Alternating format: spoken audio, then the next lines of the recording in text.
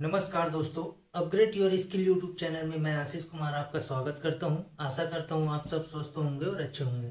दोस्तों, आज के क्लास में हम पढ़ेंगे रसायन शास्त्र, जिससे संबंधित परमाणु संरचना। तो बिना लेट किए रसायन शास्त्र से परमाणु संरचना की पढ़ाई स्टार्ट करते हैं। परमाणु के मौलिक कण।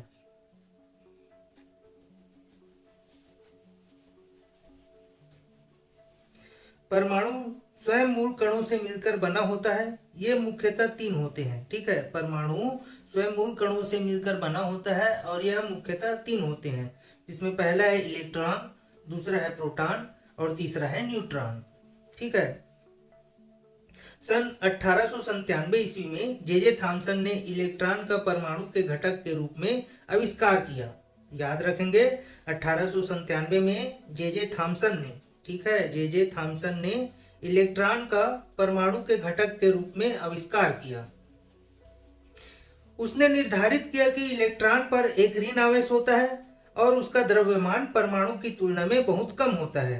चूंकि परमाणु विद्युतीय रूप से उदासीन होता है, जिससे यह निष्कर्ष निकाला गया कि परमाणु में धन आवेश का स्रोत होना चाहिए। इससे जल्द ही प्रोटॉन का प्रयोगात्मक आविष्कार हुआ। यह धन आवेशित कण अब परमाणुिक कण है। प्रोटॉन इलेक्ट्रॉन से लगभग 1840 गुना भारी होता है। याद रखेंगे, प्रोटॉन इलेक्ट्रॉन से लगभग 1840 गुना भारी पाया गया। अगले प्रयोग से ज्ञात हुआ कि परमाणुिक द्रव्यमान केवल प्रोटॉन और इलेक्ट्रॉन के कुल द्रव्यमान से अधिक होता है। उदाहरणार्थ, हीलियम परमाणु का द्रव्यमान हाइड्रोजन परमाणु के द्रव्यमान का दुगना अनुमानित किया गया, परंतु वास्तव में वह हाइड्रोजन परमाणु द्रव्यमान का 4 गुना पाया गया। ठीक है, पहले सोचा गया था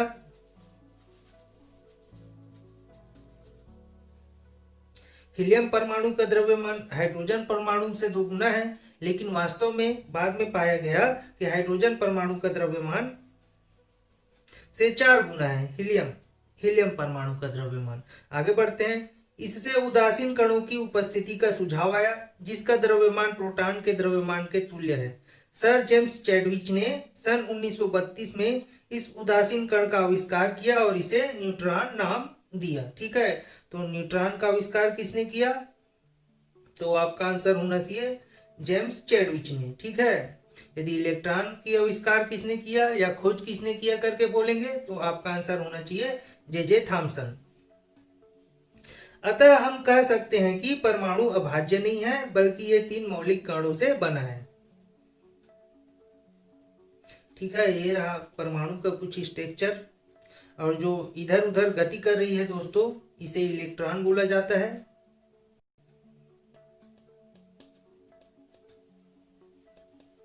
और जो ये बीच में है, तो बीच में आपको 2 कलर दिख रही है, एक गोल्डन कलर और एक ऑरेंज बोल सकते हैं या रेड कलर। तो ये दोनों है दोस्तों प्रोटॉन और न्यूट्रॉन। ठीक है, जो गति कर रही है वह इलेक्ट्रॉन है, जो माइनस में होती है, और जो अंदर में है ये यहाँ पे, वो है प्रोटॉन और न्यूट्रॉन।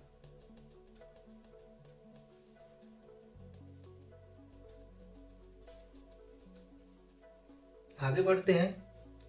ये थे जे थॉमसन। अब बात करते हैं परमाणु की।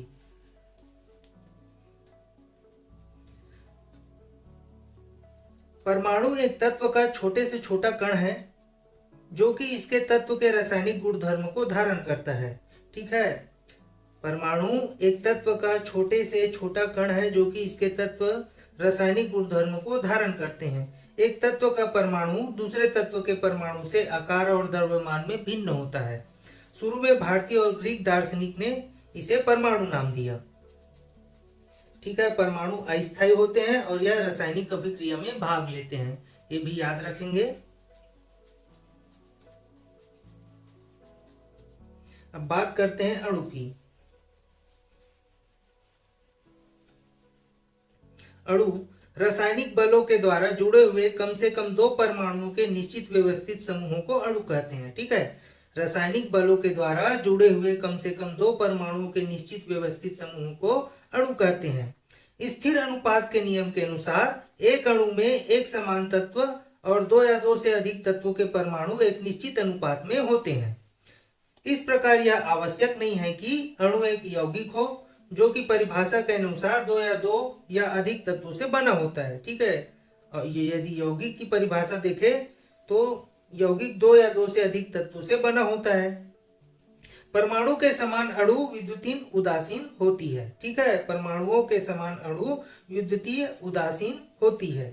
अधिकतर अणुओं में 2 या 2 से अधिक परमाणु होते हैं। ये एक ही तत्व के परमाणु हो सकते हैं या 2 या 2 से अधिक तत्वों के संयोजन से बन सकते हैं।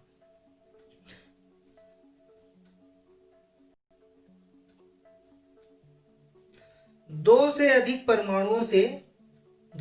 परमाणुओं से बनने वाले अणुओं को बहुपरमाणविक अणु कहते हैं, जैसे कि ओजोन, पानी, अमोनिया बहुपरमाणविक अणु हैं। ठीक है, ओजोन, पानी, अमोनिया बहुपरमाणविक अणु हैं। ठीक है, जो 2 या 2 से अधिक परमाणुओं से बने होते हैं। आगे बढ़ते हैं, अब जानते हैं परमाणु क्रमांक, परमाणु द्रव्यमान, समस्थानिक व समभारिक। इसकी चर्चा करते हैं। सभी परमाणुओं को प्रोटॉनों और न्यूट्रॉनों की संख्या द्वारा पहचाना जा सकता है। प्रत्येक परमाणु के केंद्रक में उपस्थित प्रोटॉनों की संख्या को परमाणु क्रमांक कहते हैं। याद रखेंगे, परमाणु क्रमांक किसे कहते हैं? तो प्रत्येक परमाणुओं के केंद्रक में उपस्थित प्रोटॉनों की संख्या को परमाणु क्रमांक कहते हैं। उदासीन परमाणु में प्रोटॉनों की संख्या इलेक्ट्रॉनों की संख्या के बराबर होती है। ये भी याद रखेंगे, उदासीन परमाणुओं में प्रोटॉनों की संख्या इलेक्ट्रॉनों की संख्या के बराबर होती है। इसलिए परमाणु क्रमांक परमाणु में उपस्थित इलेक्ट्रॉनों की संख्या को इंगित करता है। परमाणु की रासायनिक समानताओं को एकमात्र परमाणु संख्याओं द्वारा निर्धारित किया जा सकता है। एक तत्व के परमाणु के केंद्रक में उपस्थित प्रोटॉनों व न्यूट्रॉनों की कुल संख्या परमाणु द्रव्यमान संख्या कहलाती है। याद रखेंगे, एक तत्व के परमाणु के केंद्रक में उपस्थित प्रोटॉन व न्यूट्रॉन की कुल संख्या परमाणु द्रव्यमान कहलाती है। ठीक है, सामान्यतः द्रव्यमान संख्या को इस प्रकार प्रदर्शित करते हैं। द्रव्यमान संख्या बराबर है प्रोटॉन की संख्या प्लस न्यूट्रॉन की संख्या, परमाणु क्रमांक प्लस न्यूट्रॉन की संख्या। एक परमाणु में द्रव्यमान संख्या व परमाणु क्रमांक का अंतर न्यूट्रॉन की संख्या के समान होती है। याद रखेंगे, एक परमाणु में द्रव्यमान संख्या व परमाणु क्रमांक का अंतर न्यूट्रॉन की संख्या के समान होता है। एक दिए हुए तत्व के सभी परमाणु समान द्रव्यमान रखते हैं। अधिकतर तत्व 2 या 2, ठीक है, अधिकतर तत्व 2 या अधिक समस्थानिक रखते हैं। तत्वों के वैसे परमाणु जिसका परमाणु क्रमांक समान व परमाणु द्रव्यमान भिन्न होते हैं समस्थानिक कहलाते हैं। ठीक है, समस्थानिक किसे कहते हैं? तो परमाणु क्रमांक समान व द्रव्यमान भिन्न होता है। ठीक है, जिस तत्व में परमाणु संख्या परमाणु क्रमांक समान, ठीक है, और परमाणु द्रव्यमान भिन्न होता है वह समस्थानिक कहलाता है।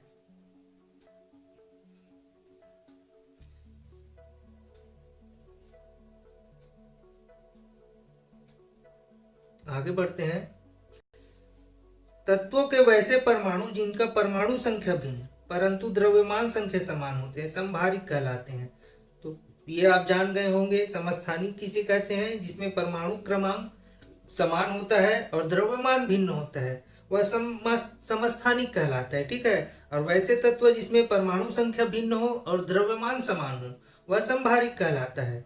यही एग्जाम में पूछा भी जाता है, समभारिक और समस्थानिक। ठीक है, आगे बढ़ते हैं। इलेक्ट्रॉन, प्रोटॉन व न्यूट्रॉन की परमाणु व्यवस्था, इसके बारे में चर्चा करते हैं। इलेक्ट्रॉन, प्रोटॉन व न्यूट्रॉन की परमाणु व्यवस्था।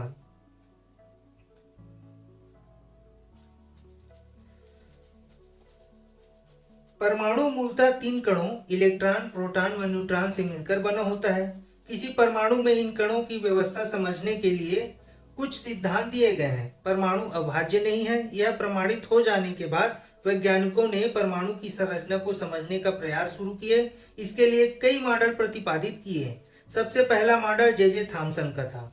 ठीक है, तो इन्हीं सब मॉडलों के बारे में चर्चा करेंगे।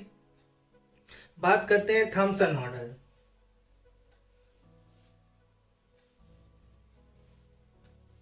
विसर्जन नली के प्रयोग के आधार पर थॉमसन ने बताया कि परमाणु एक धनावेशित गोला है जिसमें छोटे छोटे ऋणावेशित इलेक्ट्रॉन बिखरे रहते हैं। इस मॉडल को प्लम पुडिंग मॉडल कहा गया। धनावेशित पुडिंग केक पर इलेक्ट्रॉन प्लम चेरी की तरह होते हैं। इसे कभी कभी तरबूज मॉडल भी कहा जाता है। तरबूज का लाल रसदार भाग धनात्मक हिस्सा है और वह बीच इलेक्ट्रॉन को निरूपित करता है। ठीक है, इसे ऐसे समझते हैं। ठीक है, जो ये पूरा लाल वाला भाग है, ये पूरा लाल वाला जो भाग है यह धनात्मक है। ठीक है, और जो ये छोटा छोटा बीज दिख रहा है काला काला, इसे इलेक्ट्रॉन बोला जाता है। ठीक है, वही इसमें समझाया गया है।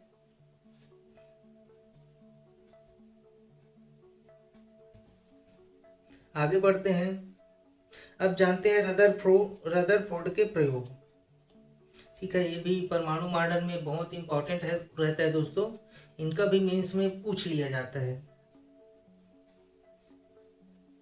अर्नेस्ट रदरफोर्ड ने सोने की पत्ती का प्रयोग, ठीक है, अल्फा किरण प्रकीर्णन प्रयोग द्वारा थॉमसन के परमाणु संरचना मॉडल का परीक्षण किया।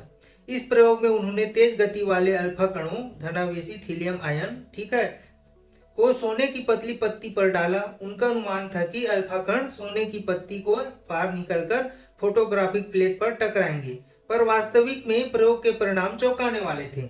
देखा गया कि बहुत से अल्फा कण पत्ती के पार न निकलकर अपने पथ से विचलित हो गए। कुछ कण कम विचलित हुए, कुछ का विचलन अत्यधिक था और लगभग 10,000 में से एक अल्फा कण पीछे की ओर लौटा, यानी उसका विचलन 180 अंश कोण से हुआ। इस परिणामों से रदरफोर्ड ने निम्न निष्कर्ष निकाला। ठीक है, जो रदरफोर्ड ने प्रयोग किया था ये उसका चित्र है,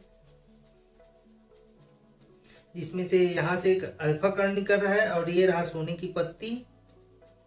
चूंकि ये पत्ती इधर उधर टकरा रही है, जो कि आप देख ही रहे हैं। ठीक है, अब इनके रदरफोर्ड के निष्कर्ष देख लेते हैं।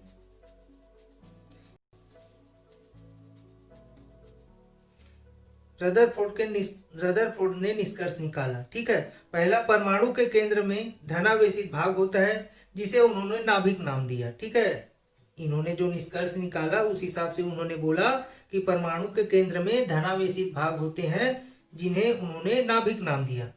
दूसरा निष्कर्ष निकाला, परमाणु का सारा धनावेश और अधिकतम द्रव्यमान नाभिक में होता है। ठीक है, इन्होंने दूसरा निष्कर्ष निकाला, अर्नेस्ट रदरफोर्ड ने, परमाणु का सारा धनावेश और अधिकतम द्रव्यमान नाभिक में होता है। इनका तीसरा निष्कर्ष था, परमाणु का शेष भाग लगभग खाली होता है और उसमें बहुत छोटे छोटे ऋणावेशित इलेक्ट्रॉन होते हैं। तो ये निष्कर्ष भी आईएमपी होता है दोस्तों। इनमें से कौन सा निष्कर्ष नहीं है करके भी प्रश्न पूछा जा सकता है। तो ये बहुत आईएमपी है, विशेष ध्यान देंगे और नोट्स बनाते चलेंगे। ऐसे तो आपको ये सब नोट्स आपको हमारे डिस्क्रिप्शन से मिल ही जाएगा, पर आप अपने से बनाते हैं तो ज्यादा अच्छा रहेगा।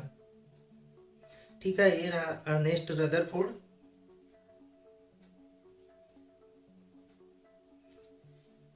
किंतु रदरफोर्ड मॉडल के साथ एक समस्या थी। मैक्सवेल के विद्युत चुंबकीय सिद्धांत के अनुसार त्वरित आवेशित कणों को विद्युत चुंबकीय विकिरण का उत्सर्जन करना चाहिए, जिससे उसकी ऊर्जा कम होती जाएगी। चूंकि परमाणु में इलेक्ट्रॉन भी आवेशित त्वरित कण है, इसलिए उनका भी ऊर्जा कम होती जानी चाहिए। परिणामतः नाभिक के चारों ओर घूमता इलेक्ट्रॉन सर्पिल करते हुए नाभिक में पहुंच जाना चाहिए और परमाणु का अस्तित्व खत्म हो जाना चाहिए, किंतु ऐसा नहीं होता है। अतः रदरफोर्ड का मॉडल परमाणु के स्थायित्व को नहीं समझा पाता। ठीक है, रदरफोर्ड का मॉडल परमाणु के स्थायित्व को नहीं समझा पाता है।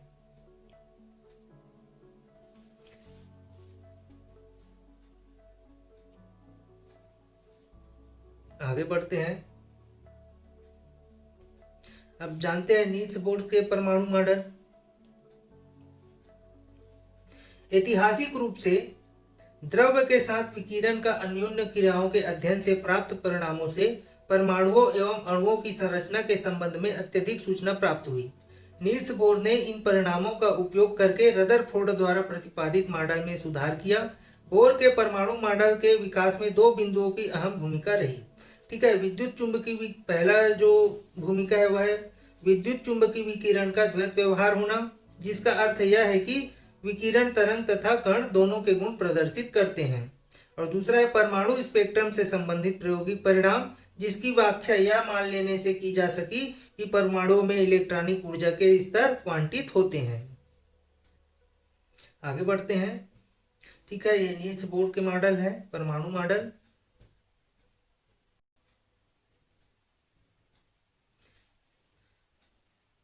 सन 1913 में नील्स बोर ने परमाणु का एक और मॉडल प्रतिपादित किया, जिसमें इलेक्ट्रॉन नाभिक के चारों ओर वृत्ताकार पथ में घूमते हैं।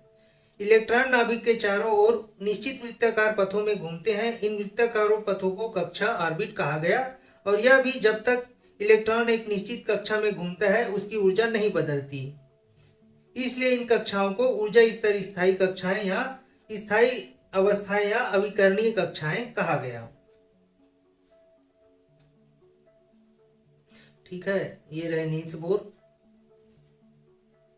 और ये रहा उनका मॉडल, परमाणविक मॉडल। आगे बढ़ते हैं। ठीक है, तो ये थी आज की क्लास दोस्तों। यदि आपको हमारा वीडियो अच्छा लगे कृपया हमारे चैनल को लाइक कीजिए, सब्सक्राइब कीजिए। धन्यवाद।